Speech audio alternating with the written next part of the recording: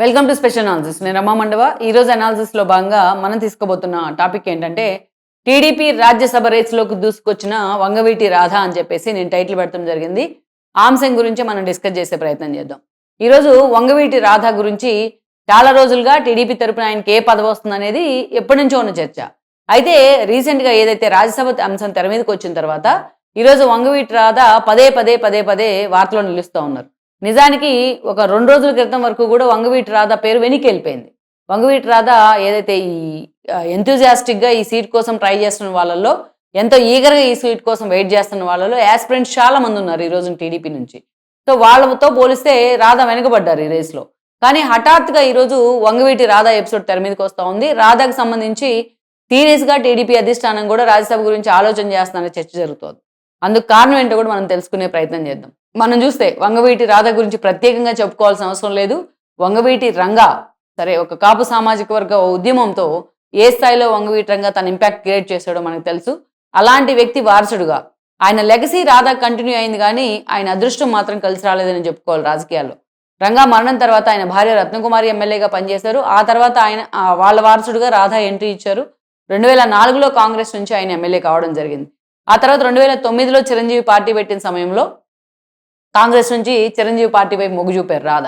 So Chiranjeevi కూడా అంతే సోబర్గా ఉండేవాళ్ళు రాధాతో. రాధా కూడా అంత ఫ్లెక్సిబుల్గా ఉండేవాడు ప్రజారాజ్యం పార్టీలో.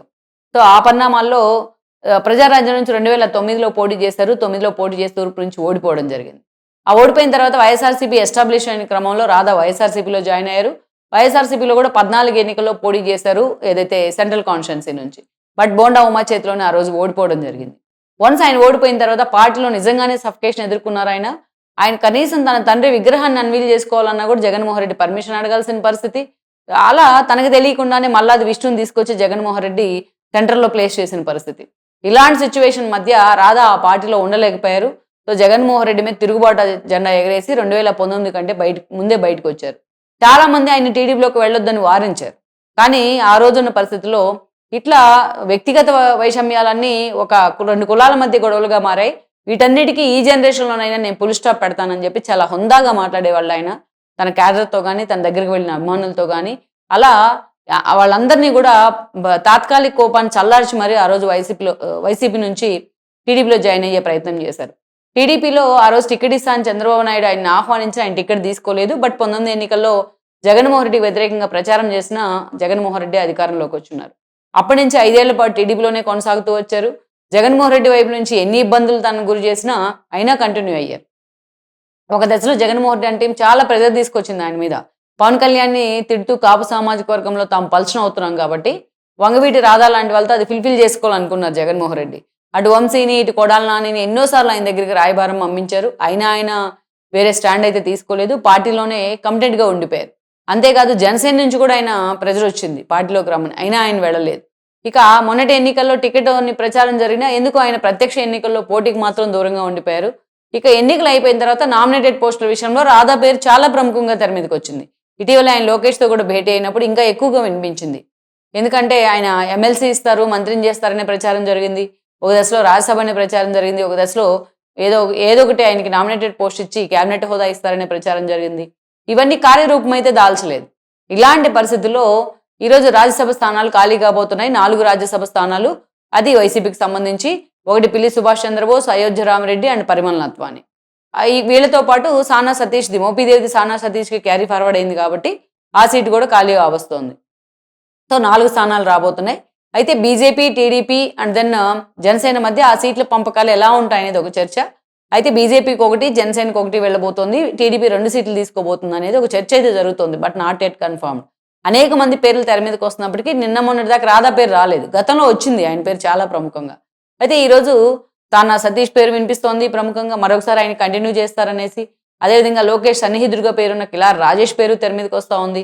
బీజేపీ నుంచి పలువురు పేర్లు ఏదైతే దాసరి శ్రీనివాసుల పేరు దగ్గర నుంచి అనేక మంది పేర్లు ఉన్నాయి. లింగమనేని దగ్గర నుంచి బాలినేని దాకా జనసేన నుంచి కూడా వాళ్ళ పేర్లు తెర మీదకి వస్తూ ఉన్నాయి. ఇలాంటి వాళ్ళందరి మధ్యలో టీడీఎల్పీలో ఎప్పటి నుంచో టీడీఎల్పీ ఇన్ఛార్జిగా పనిచేస్తా ఉన్న కోనేరు సురేష్ పేరు కూడా చాలా ప్రముఖంగా తెర మీదకి వస్తుంది.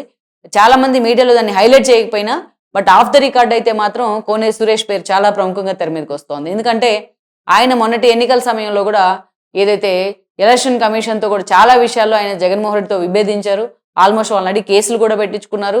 ఓటింగ్ సరళ దగ్గర నుంచి అక్రమ ఓట్లు ఏరువేత దగ్గర నుంచి చాలా క్రియాశీలకంగా ఆయన పనిచేశారు. సో అలా అసెంబ్లీలో టీడీపీ స్ట్రాటజీస్ ఇవ్వడం దగ్గర నుంచి అనేక ఎన్ని తనకి ఇష్యూస్ ఎదురైనా సరే అంతే రాక్ సాలిడ్గా నిలబడ్డారు. అందుకే ఈరోజు కోనే సురేష్ పేరు కూడా ప్రముఖంగా తెర మీదకి వస్తూ ఉంది ఈ విషయంలో. సో ఇదే సమయంలో ఈ రోజున రాధా పేరు వెనక్కి ఈ ఓవరాల్ లిస్టులోని. అయితే ఇంత హఠాత్తుగా మరొకసారి రాధా పేరు వినిపిస్తోంది. ఎందుకు రాధా పేరు వినిపిస్తోంది అంటే దానికి ఒక రీజన్ ఉంది. ఇక్కడ మనం చూస్తే ఎస్పెషల్లీ టీడీపీ వైపు నుంచి అంబటి రాంబాబు అరెస్ట్ లాంటి పరిణామాల తర్వాత కాపు సామాజిక వర్గ అంశాన్ని పదే పదే వైఎస్ఆర్సీపీ తెర మీదకి తీసుకొస్తా ఉంది. కాపు సామాజిక వర్గాన్ని చంద్రబాబు నాయుడు టార్గెట్ చేసే ప్రయత్నం చేస్తూ ఉన్నారు. కాపు సామాజిక వర్గంలో టైగర్ లాంటి అంబటి రాంబాబును బలవంతంగా జైల్లో పెట్టే ప్రయత్నం చేస్తారనేది వైసీపీ ఆరోపణ. సామాజిక వర్గ అంశాన్ని పదే పదే వైసీపీ హైలైట్ చేస్తూ ఉంది. దీనికి తోడు ముద్రగడ పద్మనాభం లాంటి వాళ్ళు రోజుకు ఒక లేఖ రాస్తూ ప్రభుత్వాన్ని ఇరుకుని పెట్టే ప్రయత్నం చేస్తూ ఉన్నారు. కాపు సామాజిక వర్గాన్ని కట్టుబట్టలతో పక్క రాష్ట్రానికి పంపుతారా అంటూ చాలా ఎమోషనల్ డైలాగులు కూడా వేస్తూ ఉన్నారు. సో ఇలాంటి సిచ్యువేషన్లో ఎక్కడా తమ మీద ఎక్కడా నెగిటివిటీ ఇంపోజ్ కాకుండా వంగవీటి రాధా లాంటి వాళ్ళకి పదవి ఇచ్చినట్లయితే అది క్యాస్ట్ ఈక్వేషన్లో కూడా వర్కౌట్ అవుతుంది అనేది టీడీపీ నుంచి వస్తున్న ఒక అభిప్రాయంగా చెప్పాలి. అంతేకాదు రంగా వారసుడిగా ఆయన లెగసీ కంటిన్యూ చేస్తున్న వ్యక్తిగా రాధాకు మనం ఆ పోస్ట్ ఇచ్చినట్లయితే అటు ఒక మంచి మెసేజ్ వెళ్తుంది పార్టీకి కూడా అనేది ఒక అంచనా. మరి ఈ విషయంలో రాధా పేరుని ఆయన అభిమానులు తెర మీద తీసుకొచ్చారా, నిజంగా పార్టీ నుంచి అయితే చర్చ జరుగుతుంది అనేది మనం పక్కన పెడితే, సో ఓవరాల్గా ఈ పరిణామాల్లో మాత్రం ఈసారి రాధా పేరు అనూహ్యంగా చాలా సీరియస్గా రాజ్యసభ రేసులో అయితే ప్రచారం జరుగుతూ వస్తుంది.